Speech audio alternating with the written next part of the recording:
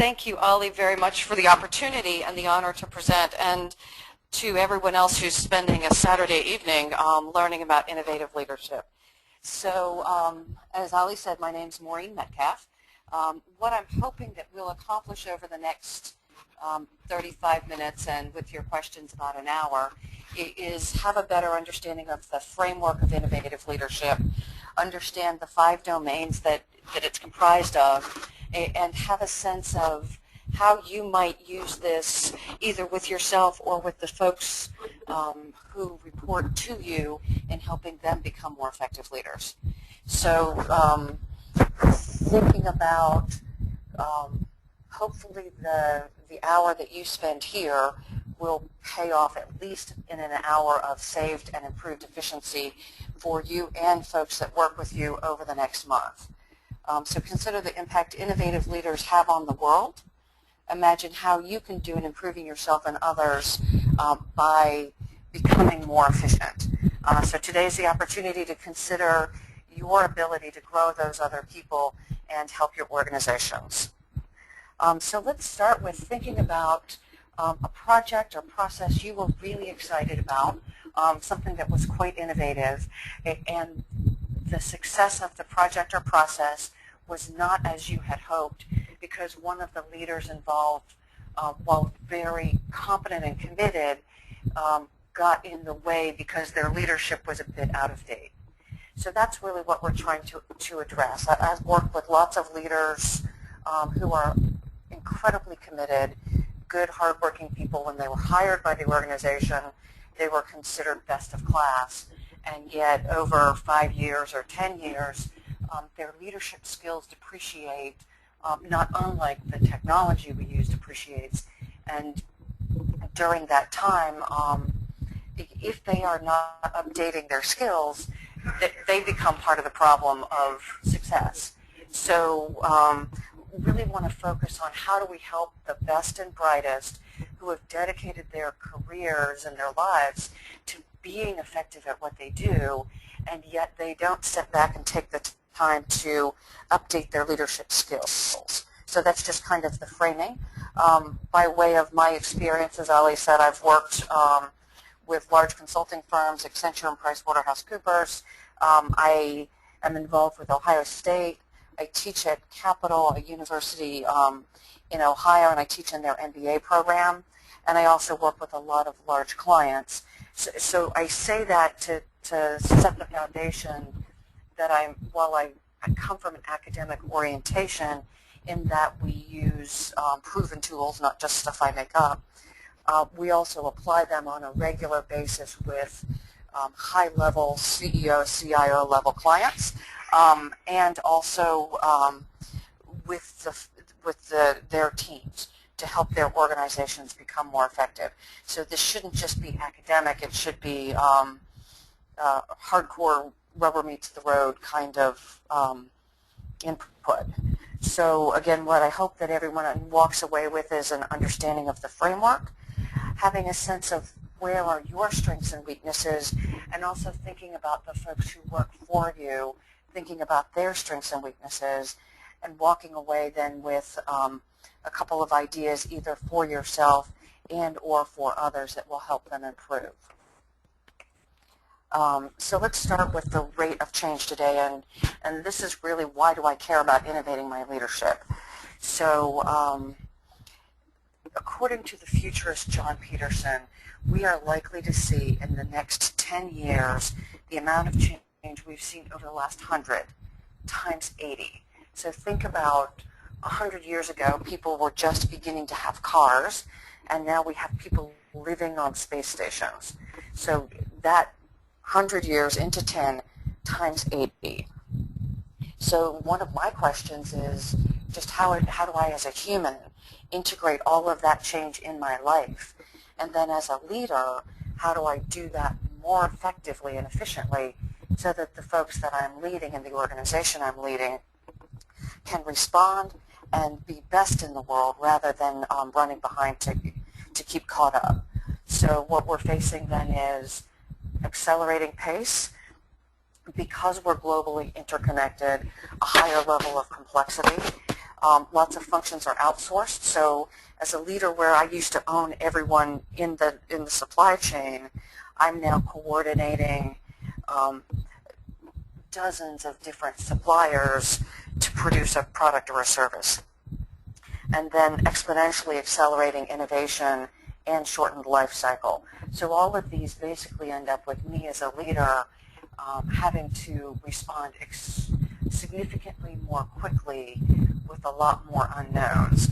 So in the past where I could have predicted, planned, controlled a project and had 5 years to implement it, now I may have 6 months to implement it, and a lot of the changes that happen are unexpected. So again, just setting the frame for why do I care as a leader. Maureen, sorry to interrupt, but evidently I think you're using a collar mic or a headphone, which is a little bit moving, so it creates a little distortion. So. Okay, let me try holding it. Is that better? Yeah, this is much better now. Thank you very much. Sorry to interrupt. Yeah. Great, thank you. Thank you very much. Bye. Thank you. Okay, so then back to the second, so life is moving much more quickly, and we've found that as leaders, as much as we've studied this, we still aren't getting it right in that a lot of changes that are taken on are still not delivering the results they expected to deliver. So we may get the computer system implemented and enterprise-wide software system, it's in place, but what's not happening is the business results. So more than half of those projects are still failing to deliver the results, and in the research communities we believe that it is significantly leadership that's impacting that ability to be successful. So innovative versus what? And so I look at traditional leadership, which is what got us to where we are as a world. And then our next step is innovative leadership. So if I think of traditional leadership, I really look at command and control type behaviors versus innovative, which I would say is the mind of the scientist. So now as a leader, because of the level of complexity and speed and global interconnections, I don't have all the answers.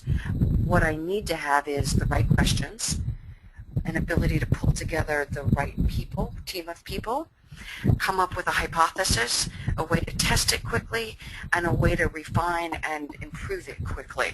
So if I think of someone like an Albert Einstein, he was continually hypothesizing and testing, and he changed the way we look at our world. So if I, as a leader, now take on some of those characteristics, I would expect to be much more effective than being the one who had to have all the answers. So how we're defining that is looking at developing a better understanding of myself. What do I value? Who am I? Aligning my behaviors with that, connecting with what are the organization's cultures and what are their systems and processes. So later in the presentation we'll look at how do we align each of those to create a much more effective organization, because in the past we really seem to focus on just changing systems without attending to who am I as the leader and how do I need to change in the process of implementing anything within the organization. So the framework has 5 elements, and as students of leadership, each component is something that you have probably been exposed to, and what we really try to do is synthesize all of them, because often as leaders we pick one and focus on it without looking at the entire picture. So leadership type, or for lots of people this is understanding my personality type. Developmental perspective or level. For folks who have read the book Jim Collins' Good to Great, he talks about developmental levels, and this is really increasing the complexity of my thinking, becoming more emotionally intelligent, and then behaving in a way that's aligned with that. Building my resilience, understanding the situations and aligning myself, and then as a leader demonstrating behaviors that are most required to efficiently and effectively accomplish our mission.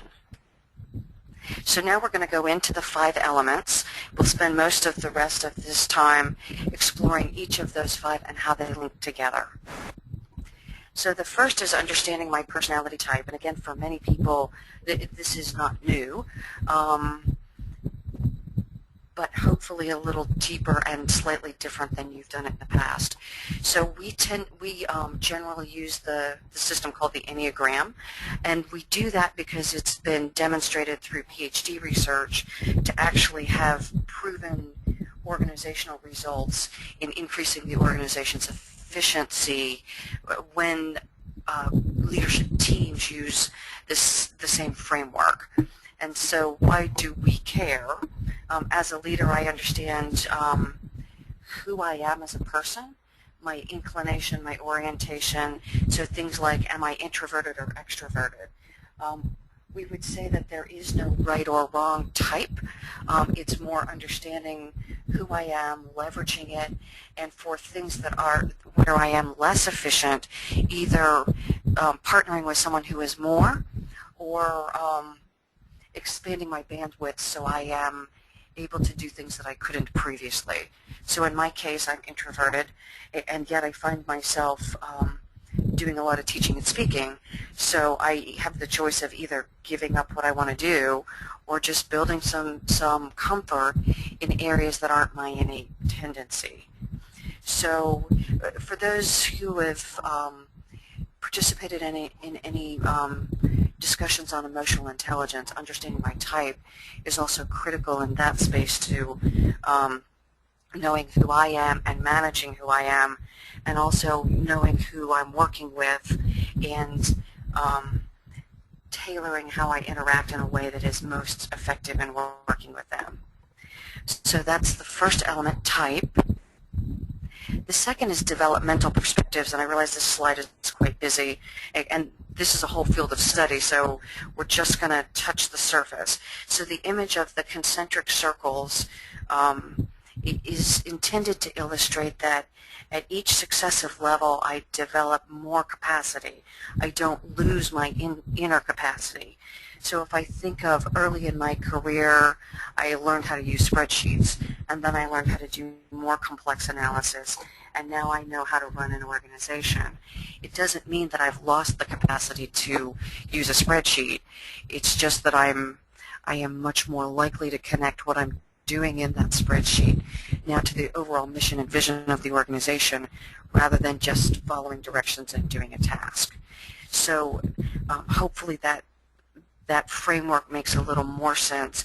In the chart, what I'd like to focus, I realize most of you are not in the U.S., and unfortunately I don't have global data that is completely accessible, so we're going to go with as good as we've got for right now. But if we look at UK managers and US managers, there are some of them, a low number in the level of diplomat. Diplomat is, think of younger children. I follow the group because I haven't yet figured out how to become a complex thinker, so I imitate or mimic or go along with because it's the most efficient way to accomplish what I'm trying to do. The second level is expert. Lots of leaders in this area. This is, I've gotten a lot better at developing expertise in my field. This tends to be fairly black and white, right and wrong, a bit judgmental in its leadership. The next level is achiever. I am all about getting stuff done. This is the type person who won't say no. So if we think of the branding of Nike shoes, just do it. It's the achiever that I'm proud of the fact that I just get stuff done. In an organization, this would likely be aligned with the personality that would be a project manager. They're balancing cost and schedule and quality and stakeholder interest, so their thinking is much more complex. They are more emotionally aware and develop the skills of mentoring and coaching so that people on the team can get things done more efficiently. The next level, and that tends to be the center of gravity of the U.S., is that achiever level. The next level is individualist, and we think this is the first level that can be truly innovative, because I now start thinking outside of social convention. So I'm no longer governed just by what the rules say or what's most efficient. I now start saying, I understand all of that, and what else? If I explore different alternatives, how might we do things in a way that would be more effective? I start to build alliances at this level. I become significantly more introspective, so I'm understanding myself as an authentic leader. And I also start to understand diversity and how others have very different views of the world. The next level is strategist. If you're familiar with the term Level 5 leadership from Jim Collins' best-selling book, Good to Great, strategist happens to be that level. And what we believe is this is the first developmental level or developmental perspective that can consistently implement extremely complex change. So as you look across the numbers, what you'll see is that we have a bit of a shortage of people who are able to function in those levels. I left on the chart magician and ironist, and I'd like to not spend time with that because those leaders tend to be less situated in an organizational or business construct and tend to operate in different spheres in the world, often in the much more spiritual realm. So we're not at this point trying to develop organizational leaders into magicians and ironists. Another set of comments again on developmental perspective. If we tested using an assessment that came out of Harvard as part of a doctoral dissertation. There were 36 sentence stems, so a sentence stem being something like when someone is helpless, and the person answering the questions would say something like, at the lower level, let me go back to this, they need help, so that would be maybe a diplomat.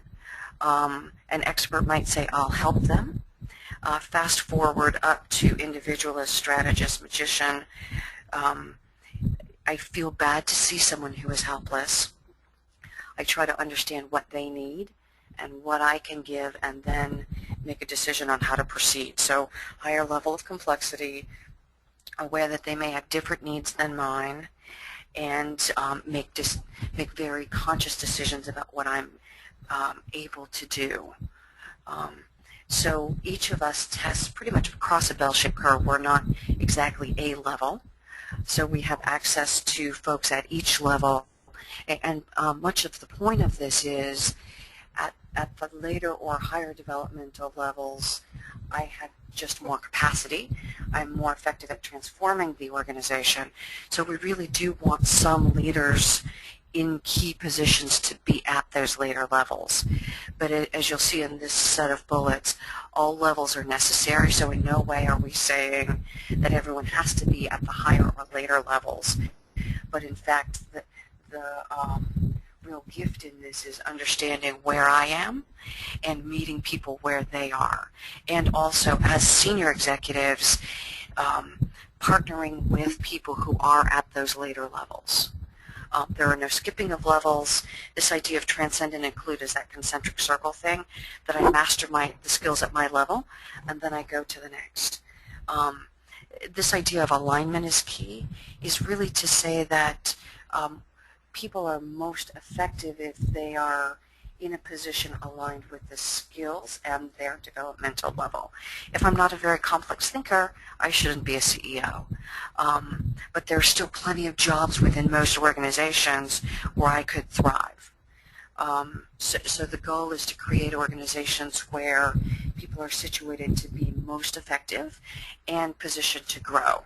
And so my image here is just my attempt at saying that we evolve over time, and we as a species wouldn't be where we are if we cut out any one of those developmental steps along the way. The third characteristic is resilience. And resilience is the ability to stay flexible and focused during times of change. So again, if we go back to, as leaders, most of us are facing fairly dramatic change. To be most effective, we need to be personally resilient, able to absorb that volume of change and stay focused on the organization's mission, and then help those around us also integrate that change so they can focus on their work and their family commitments. And the point is, how do we move through that change as quickly and efficiently as possible so that we can then return to attending to our work in a clear thinking way. This again is a whole field in itself. We've broken it down into 4 elements. Maintain my physical well-being, so sleeping, eating, the things we all know we need to do. I add into that reflection time in nature, so really what do I do that's restorative? The second element is manage my thinking. This is many of us can get pulled off or distracted by our negative thoughts about a situation or concern, fixations, anticipating the worst, and by using tools like meditation or reflection, we just build that muscle within our brain, like we would within our physical bodies, to be able to focus and to minimize the impact of that negative thinking.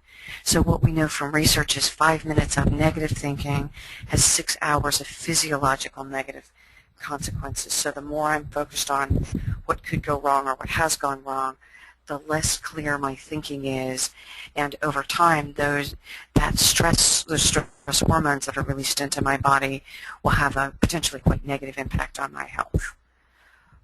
The third characteristic is having a sense of emotional intelligence and a sense of purpose. So if I'm clear about what I'm called to do in my life or guided to do, it's easy to overlook the little stuff, the petty things that just happen every day. If I don't have a sense of purpose, it's easy to get derailed and frustrated. The second part of that is emotional intelligence. I'm aware of who I am and what I stand for, and I manage my innate tendencies, and I also understand who other people are and their differences, and I am able to manage those relationships. And then the final element here is harnessing the power of connection. What we've learned over the last probably 20 years is that people are much more engaged in the workplace if they have strong professional relationships. And this comes out of the research of the Gallup organization, and I'm sure others as well, that if we don't have strong friendships at work, the probability of being an engaged employee is below 10%. So where when I started working, we really thought that if you were chatting at work, you were not doing your job.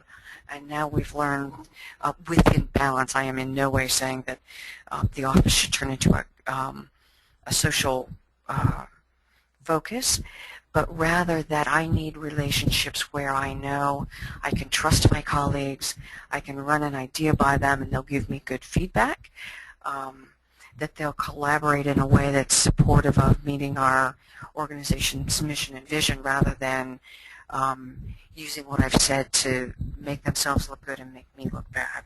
So it's that sense of strong professional camaraderie. Now let's go to situational analysis, and this is really, again, in the past we looked at the lower right quadrant when we were making changes. So what are my computer systems and my processes and even my mission and vision? What we've learned is that to make the most effective changes, I need to look at, as a leader, who am I and what do I value, and are my actions aligned with what I say I care about? What's our organizational culture? And what are the systems and processes, and are those aligned? So I'd like to give just a quick example of a client. It's a fast food restaurant. They're looking at managing their costs.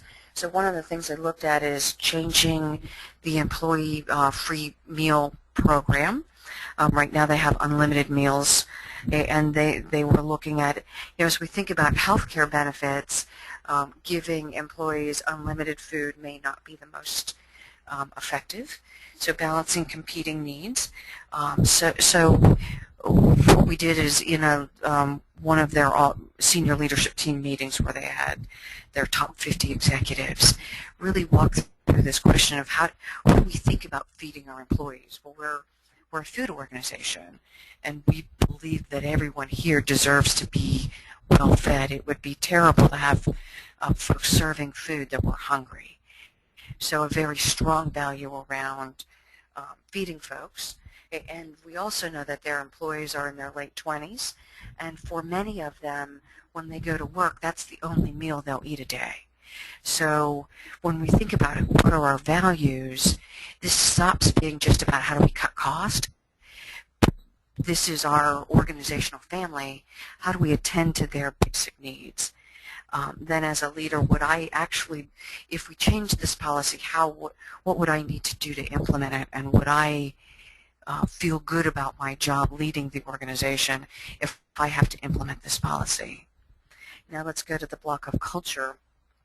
This is an organization who says that their mission is to feed the souls of the community.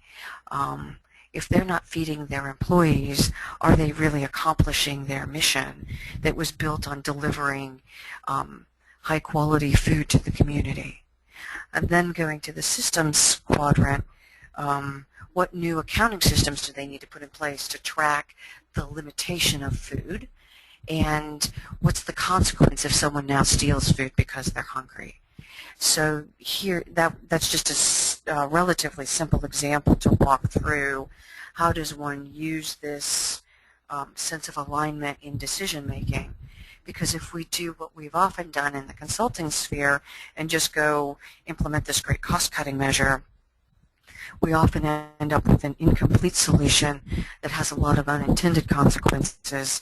And by being more deliberate and including these additional components in key decisions, not in everything, but in key decisions that are going to impact the entire organization, we are more likely to be successful in implementing these changes most efficiently.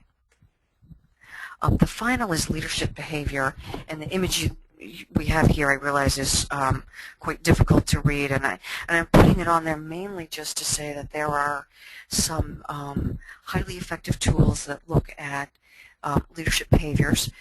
This one happens to be the Leadership Circle, and it closely approximates both the behaviors of the individualist on the top half and the expert from the Developmental Perspectives chart on the bottom half. And by doing something like a 360 assessment, we're able to see where we're demonstrating these more proactive behaviors and where we're demonstrating reactive behaviors. And we're also able to see how others see us compared to how we see ourselves. So using tools like this can be quite helpful. Now, I put this after the situational analysis because it's easy to say that we should demonstrate the behaviors of the individualist and not the expert, and yet in some organizations and in some levels within organizations, demonstrating expert-like behavior is really most aligned with what we're trying to do. So I really wanted to be clear that there isn't a right set of behaviors, but rather the behaviors of the leader need to be fully aligned with the organization's context. So that gives you an overview, just a quick look at the 5 components of innovative leadership. And we have a free online assessment on the website where you can look at these 5 elements and evaluate your own scores, and also share it with folks within your organizations and see where they test well and where they have opportunities for development. So now let's look at just momentarily the idea of development planning. And so the question would be, this is all great, what do I do with it? We do have a process that walks people through how do I move from knowing this framework to actually implementing it to become more effective. And we created this largely because there were so many leadership books and for me, my shelf is full of them. After investing hours of reading, I'm not sure I got any better. I didn't walk away with very concrete action steps. So in the Innovative Leadership Fieldbook and also in each of the workbooks, especially the workbooks, we have clear processes, tools, templates, case studies to help people walk through how do I move from where I am now, identify where I want to improve, and what tools and techniques can I implement to get there. It's a 6-step process, and it's fairly standard in that we use, many of us, similar processes to make any kind of organizational change. So it's understanding where do I want to go, where am I now, so assessing my current state, identifying the gap, develop a plan to fill that gap, identifying who will help me get there, taking action and measuring that, and then looking at transitioning from this is a special plan to just integrating it in how I live my daily life. And while it seems fairly straightforward, this is the process that I use with, right now, all of my senior executives. Just because everyone's so busy, it's quite helpful to have something that we revisit every week or every other week in our conversations, so that they've set aside time to work on themselves and improve their own skills as well as those of the organization. So we're not going to spend time on this at this moment, but just a simple exercise is, now that we've walked through the elements of innovative leadership, what 1 or 2 areas do you think you might benefit from focusing on? The image of the stairway is designed to say, where are you on the stairs? If the top is exceptional, the bottom is beginner, you may be at a 7 or an 8 or a 9. What do you need to do to move up the next step? So if I am not fully resilient because I realize that I spend a lot of time thinking about the negative interactions I've had over the course of the day, I might be at a 7 on that. What would I need to do to move to an 8? And it would be something like being more aware of my thoughts, writing down the thing that I'm focusing on, setting it aside and focusing on the business of my work, and then coming up with an action plan at the end of the day for those things that were upsetting me, and moving on. So I'm now clearing my thinking so that I'm free to focus on my work. And then who would I use as kind of an accountability partner, someone to talk through that with me? So then next steps as we wrap up, there were options like those free surveys on my website. There's both Innovative Leadership and Resilience. Both are free of charge. Get feedback and coaching. For our leaders, create development programs and plans. And again, those are probably most of your organizations already have processes in place to do that. If not, we certainly have workbooks that are quite inexpensive. Another one is developing interview questions, so that as I'm bringing folks into the organization or as I'm promoting them, in addition to considering skills to move people to the next job, considering those things like developmental perspective, authenticity, self-awareness, as we look at what is the profile of the leader that would be innovative or take us forward, building on the great work that our current leaders have moved us to accomplish, and then developing our leadership teams consistently. So my most senior folks, in many cases, aren't the highest on the developmental level, but they are augmented by folks who are, and that's the right pairing of different skills. So how do we pick those people who are, in some cases, in support roles, to become part of the leadership team, and then again build them as we go forward. And then the final point is build a culture that supports and encourages this kind of thinking and working. So at this point, let's open to questions. Well, thank you very much, Maureen. Folks, we are now open for the Q&A, so if you have any questions, you could raise your hand There is a hand icon on your console, and I'll be able to give you a chance to speak to Maureen directly, or you could put your questions in the question box. I notice there are questions already, so let me start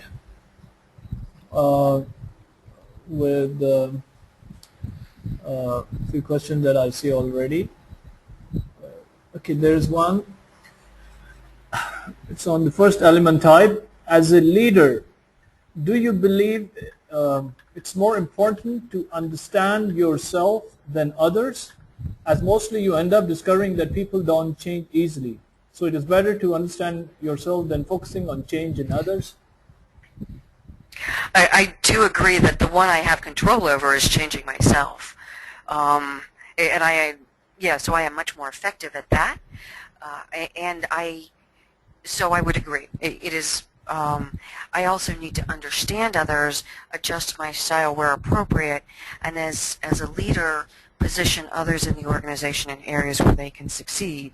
For those who want to change, I'm fully supportive of that, but I don't have the expectation that everyone wants to, and if they don't want to, they likely won't. And it's a bad use of my time trying to make people do something they don't want to do. Okay, I think there is a question in contrast on the same as the supplementary. Shouldn't innovative leaders be focusing on driving change, then waiting for changing environment to initiate the change? I am very focused on being proactive. So personally, I read a lot of futurist stuff, publications in my industry and the industries of my clients. So I believe that being first or early to the field allows us to identify it and shape it, and yet I need to do that aligned with my mission and vision and deliberately, and I can only do it if I have people who are able to use the stereotypical term, think outside of the box and resilient enough to adapt to those changes quickly and bring their teams along. Okay, there's another one from Magdaleno. The question is, in alignment, someone will resist. How shall it be managed? Lots of different ways. First, I want to understand why they're resisting. Is it because they lack understanding or skills? So for someone at the expert developmental level, if we look at perspectives, they just want to get it right. So have I given them the information and the opportunity to learn the new skills in small increments? For others, we've tried to implement so many changes, they don't trust us. So how do I get them to move along a change acceptance curve to really think that what we're doing is the right thing and the likelihood of success is high? So depending on where the cause of the resistance, so there would be a bit of a diagnostic step, then I try to address most effectively. Well, Magdalena just posted that it's because of, if it is because of behavior, because. Let me just clarify. Is it because of my behavior as a leader that they're resisting? Why are they resisting? Okay, Magdalena, let me try to unmute you. Let's see if you can ask this question. Let's see. Magdalena, can you hear us? Oh, sorry, went back to the mute mode. Magdalena, can you hear us? Could you please ask the question directly? Yeah. And introduce yourself also. Yeah. Where are you calling from? I'm calling from the Philippines. Okay. Hello. Yeah, we can. Yes, we can hear you. Could you please rather? I know you've been putting a couple of lines, so why don't you just ask directly this question? We can hear you now. You can talk to Ms. Maureen Metcalf. Yeah. In alignment, since some of the staff behavior, not the leadership behavior, if you are a leader, you should be a good example. But there are other staff, because of their experience in the past, they resist change, and it's costly in alignment. So how shall it be balanced, not to sacrifice the bottom line of the company? It's a great question, and I see it all the time.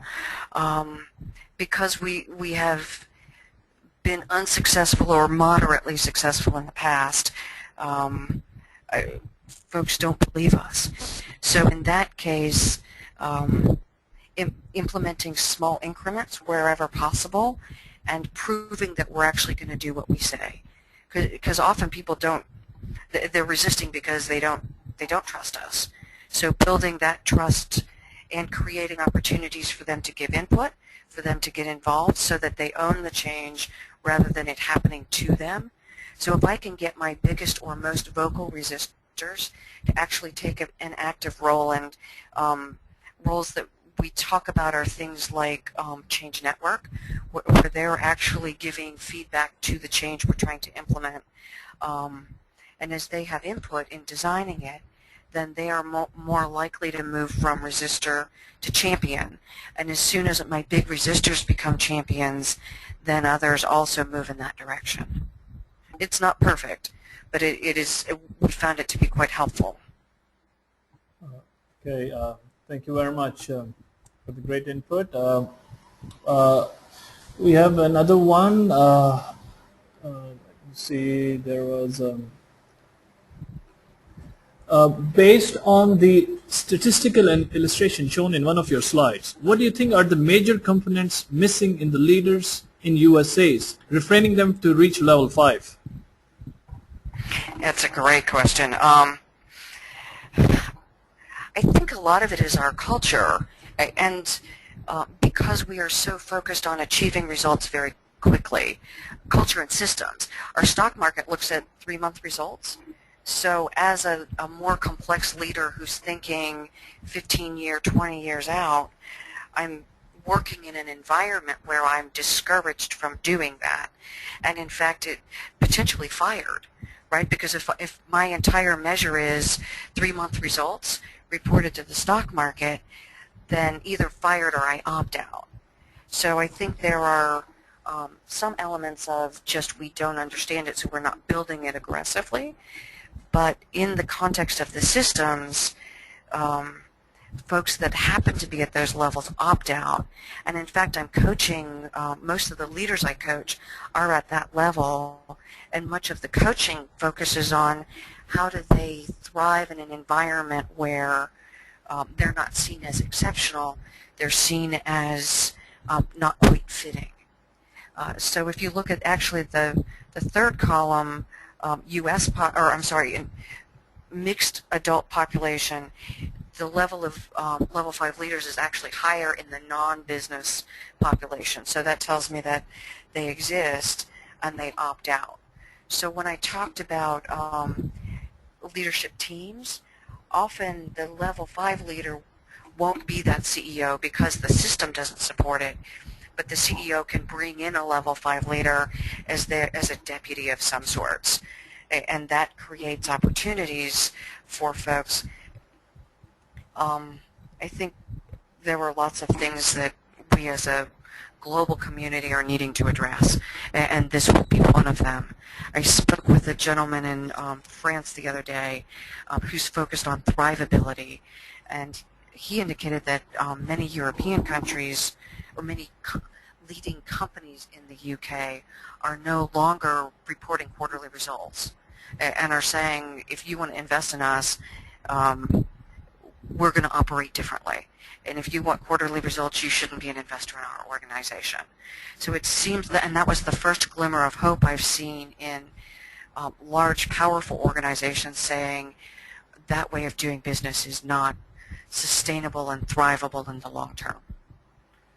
Okay, thank you very much. Another interesting one. Do we have any renowned names whom you classify in level 5 leaders? Could you share their names for us to understand their background? The one, and I don't know him personally, but from what I've read, would say someone like a Colin Powell. So do you, I realize he's a U.S. guy. The foreign secretary, actually. I'm sorry? Colin Powell, General Colin Powell, right? The ex-U.S. foreign secretary as well, yeah. Mm-hmm. And so he thought outside of the box. He had a longer-term view. and behaved in many ethical ways. And interestingly, he ran for president and then stepped out of the race. So this, I think that also parallels why are our most advanced leaders not in some of those senior roles. What's required to get there is just untenable for someone who is more complex in their thinking. They're less willing to tolerate it. Okay, thank you very much.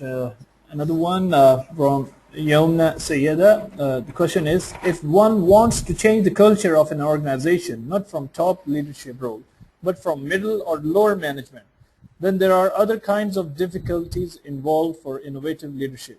Not everyone is at the top leadership position. What you have to offer as suggestion for such people? Thanks.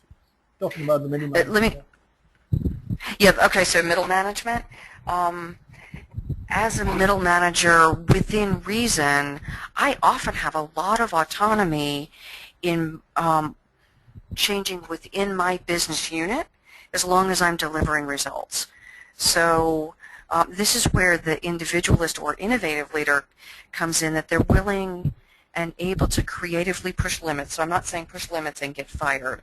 I'm saying they can often find ways to implement change that are unconventional or new within the bounds of the organization.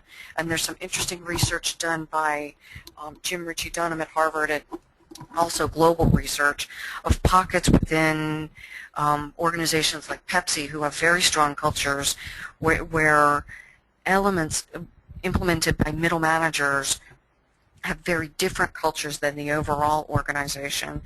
Again, it just takes a leader who is quite savvy and understands where they can make the changes and where on other components, if they try to change them, they will be probably unpleasant consequences. Did that answer? Yomna, I hope it was clear. Yes, wrote yes, it was good enough. So we have another one from Brother Junaid Khan. Who is a better leader? One who takes the challenge and keeps on delivering the results with available resources and develop the resources, or one who does not take up the task unless he or she assures that all the resources are in place? I have certainly a bias, the first. Yeah. Initiative. Because as we go along, if I'm proving success, most organizations will give me more resources. If I wait, my competitors are certainly going to go forward, and I'm now behind the curve. Okay. Fair enough. Another shorty one from an HR perspective. Brother Muhammad Karimullah wrote, what to do when the management is not supporting to establish teamwork by appropriate incentives and HR benefits?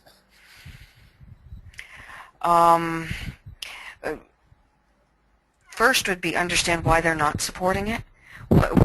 Is there something in the organization that I'm not seeing, or is there something I'm seeing that they don't, and close that gap? So if they see something that I don't, I would seek to understand. If I see something that they don't, I would want to create the business case in essence, and either identify an area who's interested in moving forward and pilot it, and then prove that it works. I'm not as good at getting permission, but in some organizations that's absolutely required. So identify the pocket who wants to test it. If I need to get permission, do that. Work out the kinks, because working with humans, they're always complicated. And then, again, demonstrate to the leaders, most of whom are respond to good data. If I can prove that we will be more effective and more profitable or more efficient at meeting our mission if we're a nonprofit, then most leaders will tend to at least be willing to explore. And in that exploration, we may address some of their preconceived biases, and they could be as simple as they worked on a team and they didn't like it. So how do we both demonstrate success and at the same time uncover their biases or reasons for resistance? But it's a lot easier to move forward after I've proven success against the organization's goals. Well, thank you very much. And Maureen, a lot of people are requesting to share the link of your website from where they can take an assessment online. So I think we can maybe at the post event we can just shoot them an email. If you can share it with me, I will send them all the link, the precise link. Certainly, I will. I can type that in the box right now. Oh, if you can, I can just broadcast this right away. So,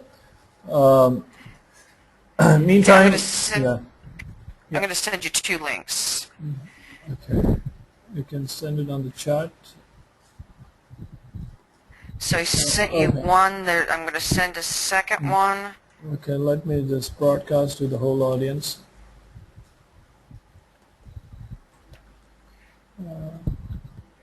So that's the website overall. It's that everybody. It's let me try. Metcalf Associates.com. Oh, sorry. Okay, so that's the main website email address or web address. I just sent you the second one. If you go to the main site, on the right-hand side of every page, there's a picture of the book, and right below the book is free online innovative leadership assessment. Below that is online resilience assessment tool, which is also free. So one of my goals in moving this work forward is to put out as much as possible at no cost so people have access to it. So I would love for you to take the assessments and also share them with others. Well, brilliant. So that really, folks, brings us towards the end of the webinar. I would like to thank you, Ms. Metcalf, on behalf of MILE for taking this time to share your presentation and valuable information with our participants, and thank you very much. Any concluding remarks you would like to give in the end? I would like to thank everyone for participating. It is absolutely my honor to share basically my life's work with other people and hopefully bring value to our world. So thank you for the opportunity to do that.